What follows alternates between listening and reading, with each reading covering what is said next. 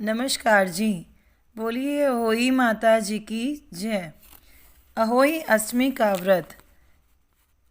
यह व्रत प्राय कार्तिक बदी अष्टमी को उसी वार को किया जाता है जिस वार की दीपावली होती है।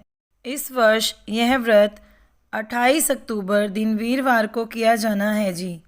अहोई अष्टमी व्रत कथा। किसी नगर में एक शाहूकार रहता था। उसके 7 पुत्र थे। एक दिन साहूकार की पत्नी खदान में से खोदकर मिट्टी लाने के लिए गई। जो ही उसने मिट्टी खोदने के लिए कुगाल चलाई, त्यों ही उसमें रह रहे स्याऊ के बच्चे प्रहार से आहत होकर मृत हो गए। जब साहूकार की पत्नी ने स्याऊ को रक्त रंजित देखा तो उसे बच्चों के मर जाने का अत्यधिक दुख हुआ, परंतु जो कुछ होना था वो हो चुका था। यह भूल उससे अनजाने में ही हो गई थी। अतः दुखी मन से वह घर लौट आई। पश्चाताप के कारण वह मिट्टी भी नहीं लाई। इसके बाद स्याहू जब घर में आई तो उसने अपने बच्चों को मृतावस्था में पाया। वह दुख से कतार हो अत्यंत विलाप करने लगी। उसने ईश्वर से प्रार्थना की कि जिसने मेरे बच्चों को मारा है उसे भी त्रिशोक दुख भुगतना पड़े। इधर स्याहू के शाप से 1 वर्ष के अंदर ही सेठानी के 7 पुत्र काल कलंवित हो गए। इस प्रकार की दुखद घटना देखकर सेठ सेठानी अत्यंत शोकाकुल हो उठे। उस दंपत्ति ने किसी तीर्थ स्थान पर जाकर अपने प्राणों का विसर्जन कर देने का मन में संकल्प कर लिया। मन में ऐसा निश्चय कर सेठ सेठानी घर से पैदल ही तीर्थ की ओर चल पड़े। दोनों का शरीर पूर्ण रूप से अशक्त ना हो गया तब तक वे बराबर आगे बढ़ते रहे। जब वे चलने में बिल्कुल असमर्थ हो गए तो रास्ते में ही मूर्छित होकर भूमि पर गिर पड़े।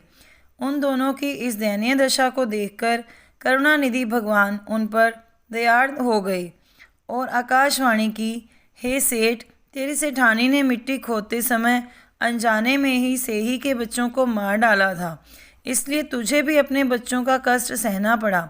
भगवान जी ने आज्ञा दी, अब तुम दोनों अपने घर जाकर गाय माता की सेवा करो और अहोई अष्टमी आने पर विधि विधान पूर्वक प्रेम से अहोई माता की पूजा करो। सभी जीवों पर दया भाव रखो, किसी का अहित ना करो।